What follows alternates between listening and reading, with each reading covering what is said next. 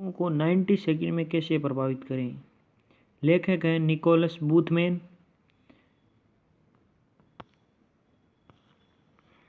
अपने बिजनेस और जीवन में लाभकारी संबंध चुटकियों में बनाए, निकोलस बूथमैन।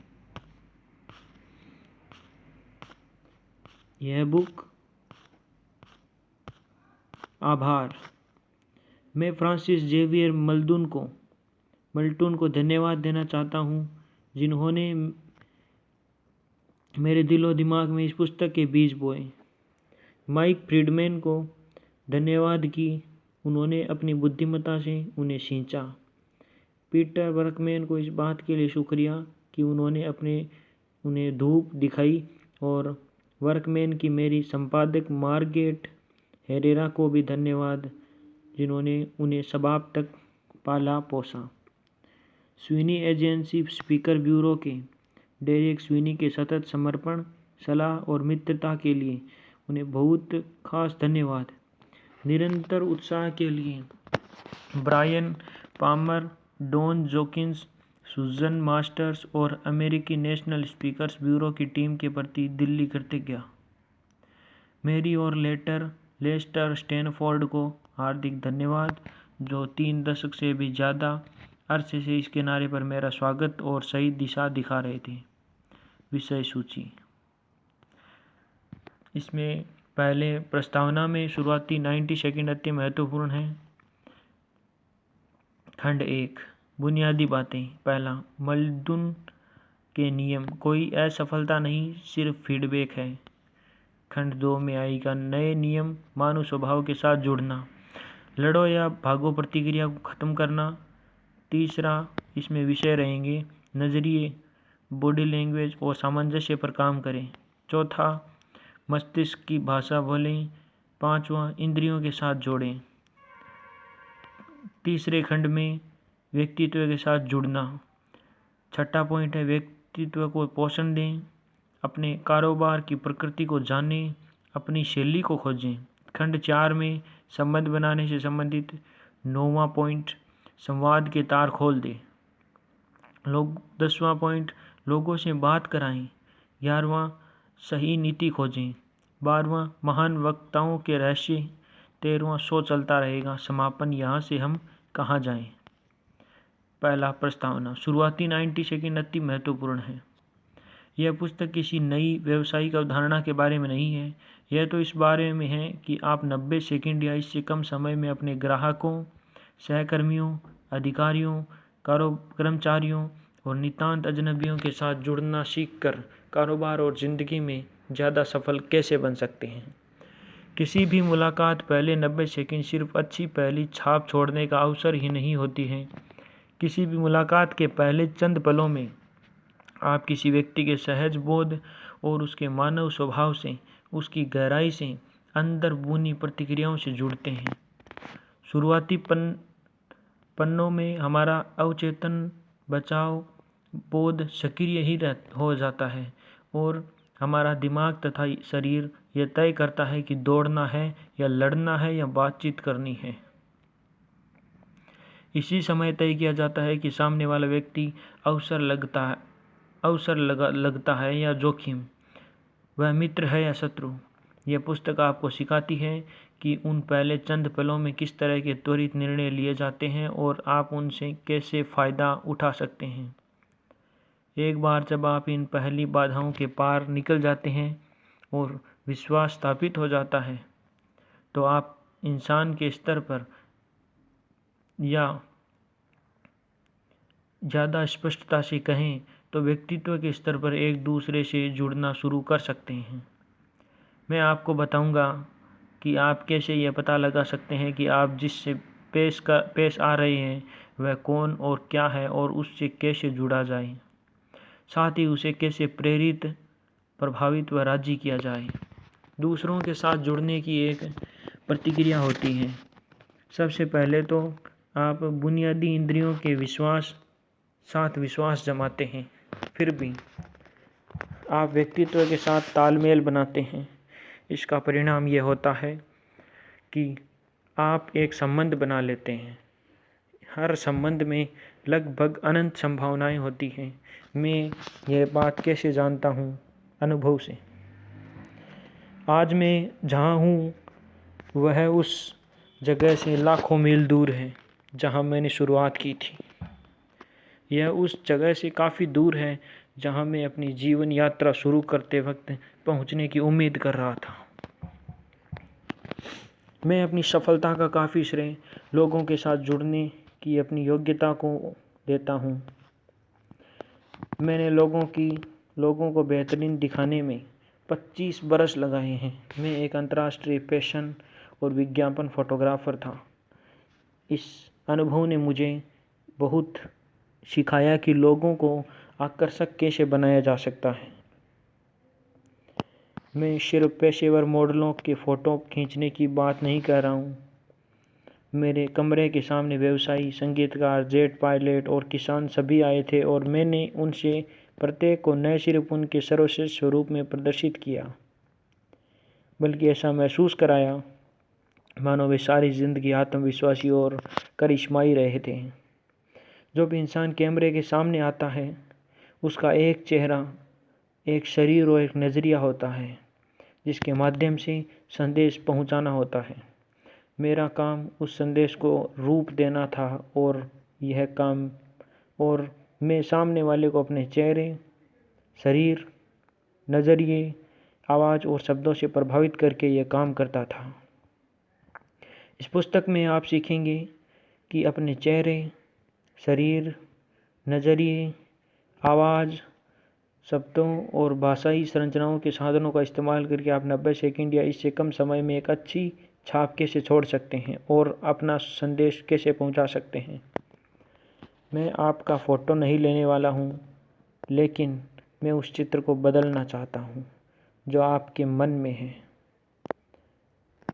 इसके अलावा मैं आपको दिखाना चाहता हूं कि रोज़मर्रा की ज़िंदगी में किसी भी व्यक्ति से कैसे जुड़ें, जल्दी से, सहजता से और आसानी से। आपका काम धंधा चाहे जो हो, आप सबसे पहले सबसे बढ़कर दूसरे लोगों के साथ जुड़ने का काम कर रहे हैं और वे लोग ये निर्णय ले रहे हैं कि आप सफल होने वाले हैं या नहीं। इसमें लगभग उतना ही समय लगता है जितना कि एक फ़ोटो देखने में लगता है। फ़ोटोग्राफी के करियर में जल्दी ही London, Lisbon, Madrid, New York, Cape Town और टोरंटो में ग्राहकों व स्टूडियोज़ के बीच में घूमा। इस दौरान मैं जागरूक हुआ कि कुछ लोग ऐसे थे जो कि किसी से भी मिलते ही उसका साथ अच्छा तालमेल जमा सकते थे। इस योग्यता की वजह से वे त्वरित संबंध बनाने, अपने कारोबार को बढ़ाने, सफलता की सीढ़ी पर तेजी से ऊपर चढ़ने में समर्थ होते। लेकिन अगर तेज संबंध जोड़ने में सक्षम एक व्यक्ति नज़र आता है तो 6 ऐसे दिखते हैं जो ऐसा नहीं कर सकते। ऐसा लगता था कि जैसे कुछ लोग हमेशा अपने व्यवसाय के लिए द्वार खोले रखते थे, जबकि दूसरे बंद रखते थे। कम से कम उनसे पहली बार मिलते वक्त तो मुझे ऐसा ही लगा। लेकिन जब बाद में इन बंद लोगों को ज़्यादा अच्छी तरह से जानने लगा तो मैंने पाया कि वह पहली छवि सही नहीं थी। जो लोग इतने अलग थलग दिखते हैं उनमें से ज़्यादातर दरअसल ऐसे नहीं होते। ग्राहक, सीईओ, मॉडल, हेयर और मेकअप कलाकार, विज्ञापन एग्जीक्यूटिव, अकाउंटेंट, निर्णयकर्ता, जेट पायलट, किसान, संगीतकार, ऐसे लोग जो पहले कभी आपस में नहीं मिले थे, शूटिंग के दौरान एक दूसरे के साथ मिलते जुलते रहते हैं। जो लोग खुले थे और दूसरों के साथ अपनी आसानी से वे जल्दी जुड़ सकते थे, वे फलते फूलते थे, जबकि वे लोग बंद और खुद तक सीमित रहते थे, वे खुशकिस्मती के अवसर चूक जाते थे और पीछे रह जाते थे। मुझे इस बात की हैरानी हुई कि इसका बुद्धि, सौंदर्य, योग्यता से कोई ताल्लुक नज़र नहीं आता था। कुछ लोगों में दूसरों के साथ गर्माजोशी भरे अंदाज में तुरंत संबंध बनाने की कुदरती योग्यता नजर आती है। व्यवहार व मनोदशा का अवलोकन करना, इन्हें प्रभावित और चित्रित करना फैशन फोटोग्राफर के काम का एक बड़ा हिस्सा होता है। कुछ ही समय में मैं व्यवहार की उन आदतों को पहचानने लगा जिनकी बदौलत लोग दूसरों के साथ तालमेल बना लेते थे या नहीं बना पाते थे। कुछ लोगों में कारगर आदतें होती है, जबकि कुछ ऐसी आदतों में उलझे रहते हैं जो कारगर नहीं होती। लगभग इसी समय मुझे डॉक्टर रिचर्ड बेडलर और डॉक्टर जॉन ग्राइंडर के शोध की जानकारी मिली। उन्होंने मानवीय व्यवहार के पीछे के तंत्र को अध्ययन करने और समझने की एक विकसित तकनीक की और यह भी बताया कि हम भाषा के जरिए अपनी दूसरों की प्रोग्रामिंग कैसे करते हैं। इसका नाम बड़ा अटपटा था। इसे न्यूरो लिंग्विस्टिक प्रोग्रामिंग या संक्षेप में NLP कहा जाता था। NLP आपको यह दिखाता है कि हम जिस तरह काम करते हैं उसके पीछे क्या है। इससे हमें ये समझने में मदद मिलती है कि हम जो कहते हैं उसकी प्रतिक्रिया में हम और हमारे आसपास के दूसरे लोग किस तरह व्यवहार करते हैं। मैं जल्दी ही लंदन और न्यूयॉर्क में डॉक्टर बेडलर के साथ अध्ययन करने लगा और मैंने NLP में उपलब्धि हासिल कर ली।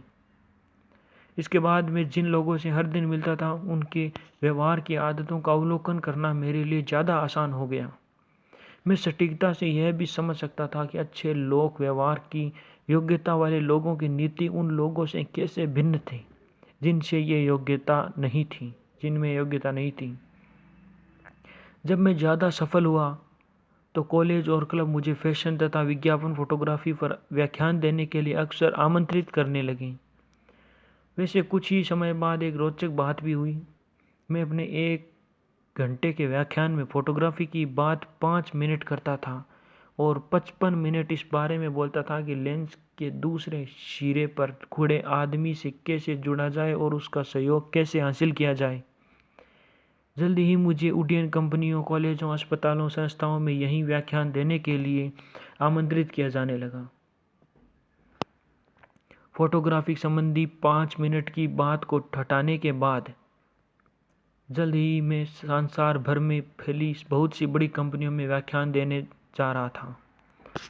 जब कारोबारी जगत में मेरा जुड़ाव बढ़ा और मैं हजारों लोगों से मिला व उसके साथ जुड़ा, तो मैं इस बारे में जागरूक हुआ कि कारोबार में जुड़ना निजी जिंदगी में जुड़ने से अलग होता है। निजी जिंदगी में आपके पास अपने मित्र चुनने का अवसर होता है, लेकिन ऑफिस में आपको अपने सहकर्मियों, अधिकारियों, वरिष्ठों, ग्राहकों के साथ संबंध बनाने ही पड़ते हैं। आपको ये संबंध हर दिन बनाने और कायम रखने होते हैं, जब तक कि आप वह नौकरी ही न छोड़ दें। यह पुस्तक आपको वह हर चीज़ बताएगी जो आपको पता होनी चाहिए। उन लोगों के साथ कैसे जुड़ें जिनके साथ जुड़ना आपके लिए ज़रूरी है।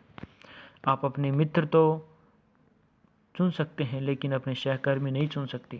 कुछ विशेषज्ञों का मानना है कि आपकी 15% आर्थिक सफलता योग्यताओं और ज्ञान से तय होती है, जबकि 85% सफलता दूसरे लोगों के साथ जुड़ने और उनके विश्वास तथा सम्मान हासिल करने की योग्यता पर निर्भर करती है। आज चाहे आप किसी नौकरी का इंटरव्यू देने जा रहे हो, कोई बिक्री कर रहे हो, किसी विद्यार्थी को मार्गदर्शन दे रहे हो या अपने बॉस से वेतन वृद्धि मांग कर रहे हो, आप दूसरे लोगों के साथ जुड़ने में जितने बेहतर होते हैं, सफलता की आपकी संभावनाएं उतनी ही बेहतर होती हैं। आपको यह काम तेजी से करना होता है। लोग 90 सेकंड या इससे कम सेकंड में पसंद है या पसंद नहीं है, ठीक है या कतई ठीक नहीं है जैसे निर्णय ले सकते हैं। या आप ये सीखेंगे कि 90 सेकंडों में खुद को सबसे अच्छी तरह पेश कैसे किया जाए। हम आपके गैर शाब्दिक प्रभाव से लेकर आपके व्यक्तिगत बाहरी परिधान तक हर चीज़ पर बात करने वाले हैं। हम आपकी आमने सामने की शाब्दिक योग्यताओं से लेकर समूह के साथ जुड़ने, उन्हें प्रभावित करने की काबिलियत के बारे में बात करने वाले हैं। आप असली जीवन के प्रसंग पढ़ेंगे तो आपको बताने के बजाय दिखा देंगे कि जुड़ाव चाहे नए हो या पुराने, उन्हें अपने लिए लाभदायक कैसे बनाया जा सकता है। इसके अलावा आपको यहाँ बहुत सी ऐसी तकनीकियाँ, रणनीतियाँ मिलेगी जिनकी मदद से आप ये संबंध बना सकते हैं जो आज के अति प्रतिस्पर्धी कार्यालय में सफल होने के बहुत ज़रूरी है। फैशन फोटोग्राफर होने से एक खास खुशी मिलती है। आप लोगों को इतना बेहतर दिखा सकते हैं जितने बेहतर दिखने की उन्होंने कभी कल्पना भी नहीं की थी। यह एहसास करना रोमांचक है कि आप ज़्यादा महत्वपूर्ण, ज़्यादा उद्देश्यपूर्ण और ज़्यादा कमाल के दिख सकते हैं, महसूस कर सकते हैं, जिसको आपने सपना भी नहीं देखा होगा।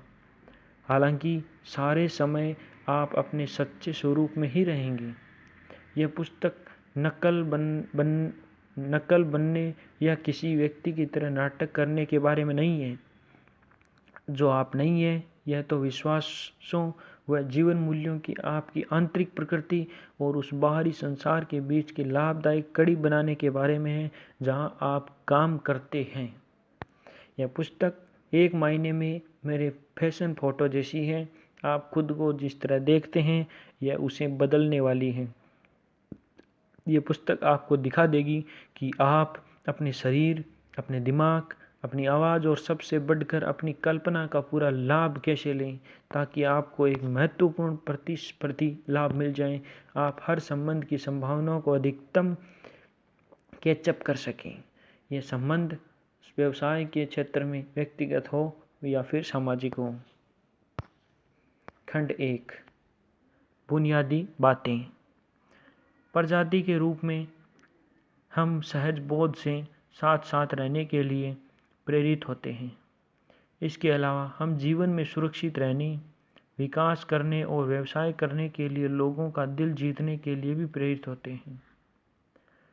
संबंध बनाना और विश्वास दिलाना मानव स्वभाव की बुनियादी शक्तियां हैं जो इस काम में हमारी मदद करती हैं। लोगों से जुड़ने, अपने विचार को विश्वसनीय तरीके से व्यक्त करने की योग्यता कुछ सरल बुनियादी बातों पर निर्भर करती हैं। ये बातें इतनी सरल हैं कि आप उन्हें तब भी आसानी से सीख सकते हैं जब आप बारिश में किसी टैक्सी में यात्रा कर रहे हों। पहला, मल्दुन के नियम। कोई असफलता नहीं, सिर्फ फीडबैक है। मेरी पहली नौकरी में मैं फ्रांसिस जेवियर मल्दुन का पर्सनल असिस्टेंट था। मल्दुन इंग्लैंड में सर्वाधिक बिकने वाली साप्ताहिक पत्रिका वुमेन के एडवर्टाइजिंग मैनेजर थे। यह 60 के दशक की बात है। मेरे नए बॉस सिर्फ 3 वर्षों में ही शून्य से शिखर तक पहुंच गए थे, और वह भी एक विश्वसनीय रूप से प्रतिस्पर्धी व्यवसाय में। फ्रांसीसी जेवियर मल्दुन ऐसे शख्स थे जिन्हें आप सामाजिक प्रतिभा का धनी कह सकते थे। मल्दुन की प्रतिभा का राज मल्दुन के अटल सिद्धांत थे। मल्दुन के अटल सिद्धांत इस तरह से होते थे कि वर्ग डिग्रियों या शिक्षा या लंच के लिए आपने कितने पैसे दिए, इन सब से ज़्यादा महत्वपूर्ण होती है पहली छवि, क्योंकि यह सफलता का मंच तैयार करने में सबसे अहम भूमिका निभाती है। दरअसल हम किसी नए व्यक्ति से मिलने के लिए 2 सेकंड में ही यह तय कर लेते हैं कि हम उससे कैसी प्रतिक्रिया करेंगे, लेकिन इस बारे में बहुत ज़्यादा खुश होने की ज़रूरत नहीं है, क्योंकि इतने ही कम समय में सामने वाला भी यही तय कर रहा है कि वह आप पर किस तरह प्रतिक्रिया करने वाला है। वैसे अगर आप बाकी 88 सेकंडों के बारे में सोच रहे हैं तो उनका इस्तेमाल पुष्टि करने, संबंध मजबूत करने में किया जाता है, और यह तय करने के लिए भी किया जाता है कि उस पल के बाद आपका संवाद किस राह पर चलने वाला है। मल्दुन के अवलोकन हमेशा बेहद सरल रहते थे। जब लोग आपको पसंद करते हैं तो वे आपके सबसे अच्छे पहलुओं को देखते हैं। जब वे आपको पसंद नहीं करते तो उनमें सबसे बुरे पहलुओं को देखने की प्रवृत्ति होती है। यह दरअसल सामान्य बोध है। मान लें आप हवा में उछलते हैं।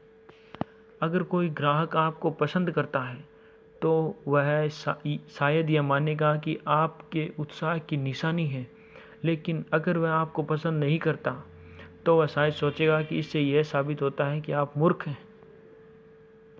उनकी बात सही थी कि जो इंटरव्यू लेने वाला आपको पसंद करता है वह आपके नम्र स्वभाव को सहिष्णु मान सकता है, जबकि आपको पसंद न करने वाला इसी वजह से आप पर कमज़ोर का ठप्पा लगा सकता है। जो मैनेजर आपको पसंद करता है वह आपके आत्मविश्वास को साहस की निशानी मानेगा, लेकिन जो आपको पसंद नहीं करता वह आपको अक्खड़ समझेगा। एक व्यक्ति की नज़रों में प्रतिभाशाली तो दूसरे की नज़रों में मूर्ख। यह सब इस बात पर निर्भर करता है कि सामने वाले की कल्पना में आपकी छवि कैसी नज़र आती है। कल्पना को जकड़ लेंगे तो आप दिल को भी जकड़ लेंगे। यह भी मल्दून के अटल सिद्धांतों का हिस्सा था, क्योंकि चाहे आप इसे किसी भी तरह से देखें, जीवन पहले दिन से ही व्यवहार के बारे में है। कल्पना भावना को सक्रिय करती है और भावना नज़रिए को सक्रिय करता है, और आपका नज़रिया ही आपका व्यवहार बनाता है।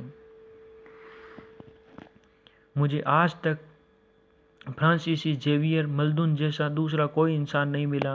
मैं उत्तरी इंग्लैंड से लंदन आया था क्योंकि मैं रोमांचक दुनिया के केंद्र में रहना चाहता था। हालांकि मैंने कभी ठहर कर यह सोचा ही नहीं था कि इसका दरअसल क्या मतलब था। पर जब तक कि मैं वहाँ पहुँच नहीं गया, जल्दी ही मुझे यह एहसास हुआ कि मैं उन लोगों से प्रेरित होता था जो चीज़ें घटित कराते थे। वैसे मल्दून के साथ मुझे एक समय यह समस्या आई थी कि काफ़ी अरसे तक तो मैं यही तय नहीं कर पाया कि वे जीनियस हैं या पागल।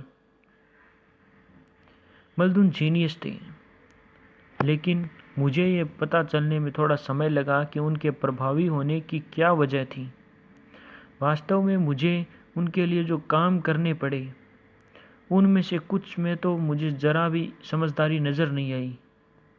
पहले पल FX के लिए मेरा जो पहला सचमुच पागलपन भरा था वह यह था कि मैंने 2467 अलग अलग तरह के लिफाफों पर गोंद लगाई, उन्हें चिपकाया, पता लिखा, इसके बाद उन्हें कपड़े के एक बड़े झोले में भरा। अगली दोपहर में उनके साथ ऑक्सफोर्ड स्ट्रीट पर सेल्स कॉल पर आया। हम एक मेल ऑर्डर सप्लाई कंपनी के मैनेजिंग डायरेक्टर के ऑफिस में गए। मल्दून ज़बरदस्त दिख रहे थे, फुर्तीले, आत्मविश्वासी और खुश, और मैं झोला लटका कर इतना दुखी दिख रहा था मानो कोई कब्र लूटने वाला कब्रिस्तान से मुर्दा लूट कर आ रहा हो। हमें डायरेक्टर के कैबिन में पहुंचाया गया। फ्रांसीसी जेवियर मल्दून ने संभावित ग्राहक का इतनी गर्मजोशी से अभिवादन किया मानो वे पुराने मित्र या भाई हो। उन्होंने मेरा परिचय अपने असिस्टेंट के रूप में दिया और हमारे मेज़बान ने हमें बैठने का इशारा किया। हम मैनेजर के बड़े आकार की एंटीक बेकर्स डेस्क वाली कुर्सियों पर बैठ गए। लगभग तुरंत ही फ्रांसिस जेवियर मुस्कुराते हुए बोले, आपकी अनुमति से मैं आपको कुछ दिखाना चाहता हूँ। ज़रूर। डायरेक्टर ने सिर हिलाकर अस्पष्ट अनुमोदन किया। मल्दून ने कहा, दरअसल यह मैं नहीं, निक दिखाएगा, यह मेरा संकेत था। पल भर भी इसके बिना मैं कर्तव्यपरायण अंदाज में मुस्कराया। फिर मैंने फर्श पर एक बड़ी हरी कैनवास सीट बिछाई और बोरे को उसके बीचों बीच उलट दिया। लिफाफे इतने सारे थे कि वे फर्श पर और कुर्सियों के पास बिखर गए। जब वह हैरान व्यक्ति पत्रों के उस विशाल ढेर को घोरे जा रहा था तो मल्दून ने अपनी नम्र लेकिन सटीक आवाज़ में घोषणा की, जब आप वुमेन मैगजीन में विज्ञापन देते हैं तो आप ऐसी ही प्रतिक्रिया की उम्मीद कर सकते हैं। वे सामने वाले का ध्यान खींचने के लिए थोड़ा रुके और फिर उनसे नज़र मिलाते हुए आगे बोले, आपकी एक प्रतिस्पर्धा की डेस्क पर सिर्फ एक ही दिन में 2467 प्रतिक्रियाएँ आई, और सिर्फ इसलिए आई क्योंकि उसने हमारे यहाँ विज्ञापन दिया था। हम आपके लिए भी ऐसा कर सकते हैं। अब तक लगा समय लगभग 90 सेकंड। हम कैब में ऑफिस लेट रहे थे और मल्दून के ब्रीफ केस में 26 सप्ताह का विज्ञापन अनुबंध था और सारे 2467 लिफाफे वापस मेरे झोले में पहुंच चुके थे। मल्दून ने निर्णय लिया कि अब समय आ गया है कि वे मुझे मल्दून के अटल नियमों के बारे में थोड़ा ज़्यादा सिखाएं। उन्होंने पूछा, तो तुम क्या सोचते हो वहाँ क्या हुआ था? मैंने पूछा, आप उस व्यक्ति से पहले कभी नहीं मिले थे? नहीं तो, लेकिन ऐसा लग रहा था कि जैसे कि वे आपके पुराने मित्र हों। निश्चित रूप में ऐसा ही लगा होगा। मल्दून मुस्कुराए और मेरी ओर मुड़े। तुम जानते हो क्या? उन्होंने शायद उनके बारे में सुना होगा। इस भरोसे मत रहो, मैं बताता हूँ कि क्यों। तुम वहाँ जंप सीट में मेरे सामने बैठो, मैं बताता हूँ कि वहाँ क्या हुआ था। लंदन की टैक्सी कैब बहुत शानदार नहीं दिखती है, यह तो पहियों पर चलते किसी बड़े काले टिन के डिब्बे जैसी दिखती है, लेकिन इसमें अच्छी खासी जगह रहती है। यह लोगों और सामान के आरामदेह सफ़र के लिए पूरी तरह उपयुक्त होती है। पीछे एक बेंच सीट रहती है जिसका मुंह आगे की तरफ होता है। 2 स्प्रिंग लोडेड जंप सीट भी रहती हैं जिनका मुंह पीछे की तरफ होता है। मैं जंप सीट खोलकर उनके सामने बैठ गया। मैं काफ़ी लंबा हूँ, इसलिए मुझे अपनी कोहनियों घुटनों पर रखनी पड़ी, जबकि मेरा दायां हाथ मेरी बाईं कलाई को पकड़े था। मुझे यकीन है मेरे चेहरे से साफ साफ झलक रहा था कि मैं कितना हैरान और जिज्ञासु हूँ। नज़रें मिलाना दूसरों के साथ जुड़ने का सबसे सस्ता, सबसे प्रभावकारी तरीका है। मल्दून खिड़की से उस बारिश को देख रहे थे जिसमें मार्बल आर्क को सबसे स्टेशन से बाहर निकलते हुए लोग भीग रहे थे। वे मेरे सामने घूमे और अपने बैठने के अंदाज को बदलकर उत्साह से मुस्कुराए और सीधे मुझसे नज़र मिलाई। उन्होंने एक उंगली उठाई। मल्दून का पहला नियम, आप जब भी किसी से मिलें, नज़रें मिलाएं और मुस्कुराएं। उन्होंने एक बार सिर हिलाया और मेरी स्वीकारोक्ति का इंतज़ार किया। मैंने सिर हिलाया, दूसरी उंगली ऊपर उठाई। मल्दून का दूसरा नियम, जब आप ये महसूस करना चाहते हैं कि वे आपको पहले से जानते हैं तो गिरगिट बन जाएं। मैंने त्योरी चढ़ाई। उन्होंने इसे देख लिया और 2 अंगुलियों को एक पूरे हाथ में बदलकर संकेत दिया कि मुझे इंतज़ार करना चाहिए। फिर उन्होंने 3 अंगुलियां दिखाई। मल्दून का तीसरा नियम, कल्पना को जकड़ लेंगे तो आप हृदय को जकड़ लेंगे। मैं पीछे टिक कर बैठ गया। मैं समझ गया कि उनकी बातें अभी पूरी नहीं हुई हैं। वे भी पीछे टिक कर बैठ गए। दिन में कितनी बार आप ऐसे लोगों से मिलते हैं जो आपकी उपस्थिति को दर्ज ही नहीं करते हैं, जो आपकी ओर देखते तक नहीं हैं। मैंने जवाब दिया, मुझे लगता है दर्जनों बार। ये दरअसल दर्जनों खोए हुए अवसर हैं अपने तथा दूसरे लोगों को, आपके ग्राहकों, सहकर्मियों, रिसेप्शनिस्ट, इस कैब ड्राइवर के बीच जुड़ाव को अधिकतम करने का सबसे सस्ता, सबसे आसान और सबसे प्रभावी तरीका यह है कि आप उनसे नज़रें मिलाएं, मुस्कराएं। आप जानते हैं क्यों? क्योंकि इससे पता चलता है कि आप ईमानदार हैं, आप उनमें रुचि लेते हैं। जैसे ही मैंने यह कहा, मेरे मन में भावनाएं आई और यह काफ़ी नहीं था। हाँ, अच्छी बात है, बहुत अच्छी बात है, लेकिन बात इससे भी ज़्यादा है। आप अपने प्रिय टीवी न्यूज़ रीडर को कितनी गंभीरता से लेंगे? अगर वह रात के समाचार सिर झुका कर पढ़ें, कागज़ देखते हुए पढ़ें या खिड़की से बाहर देखें, मेरे ख्याल से मैं उसे बहुत गंभीरता से नहीं लूँगा। यह काफ़ी स्पष्ट दिख रहा था, और उसके संदेश को भी। मैं शायद रुचि खो दूँगा जब तक कि मैं खुद को मजबूर न कर करूँ। आपको संदेश वहाँ जाता है जहाँ आपकी आवाज़ जाती है, और आपकी आवाज़ वहाँ जाती है जहाँ आपकी आंखें से भेजती हैं। जब आप किसी से मिलते हैं, वह आपसे आंखें नहीं मिलाता, तो आपको कैसा महसूस होता है? जब वे ऐसा करते हैं तो आपको कैसा महसूस होता है? जब आप किसी से बातें करते हैं और उसकी आंखें किसी दूसरे व्यक्ति या वस्तु पर टिकी होती हैं, तो आपको कैसा महसूस होता है? आंखों का रंग। एक दिन आप जिस भी व्यक्ति से मिलें, उसकी आंखों के रंग पर गौर करें। आपको रंग याद कर रखने की ज़रूरत नहीं है, बस गौर करें, बस इतना ही। इससे ज़्यादा आसान कुछ नहीं है। लेकिन ये छोटा सा अभ्यास ही आपके आत्मविश्वास, आँखों के संपर्क और तालमेल की योग्यताओं को बहुत बढ़ा देगा।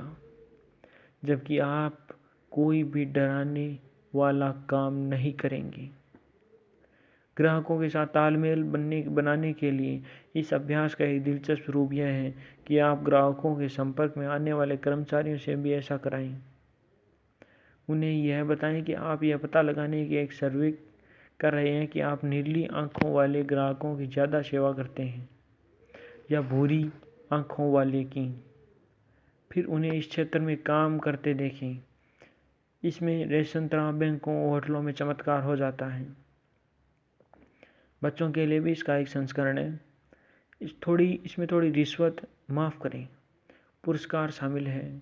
अपने बच्चों को बताएं कि अगर वे कल स्कूल से घर लौटकर आपको सभी शिक्षकों की आंखों का रंग बताएंगे तो आप उन्हें $2 देंगे या पूल हॉल में एक अतिरिक्त घंटा देंगे या पेरिस की यात्रा का तोहफा देंगे या कुछ और देंगे। आँख का यह संपर्क संवाद के सबसे महत्वपूर्ण साधनों में से एक है। हम सभी ने यह बात सुनी है कि आंखें आत्मा की खिड़कियां होती हैं, लेकिन वे बिक्री की खिड़कियां भी होती हैं। ऐसा इसलिए है क्योंकि आँख का संपर्क यह अवचेतन संकेत भेजता है कि विश्वास मौजूद है। जब हम जुड़ने की कोशिश करते हैं तो आँखें अत्यंत महत्वपूर्ण प्रश्नों का जवाब भी देती है। मैं जो कह रहा हूँ, क्या यह व्यक्ति उस ध्यान दे रहा है? क्या यह व्यक्ति मुझे आकर्षक मानता है? क्या यह व्यक्ति मुझे पसंद करता है?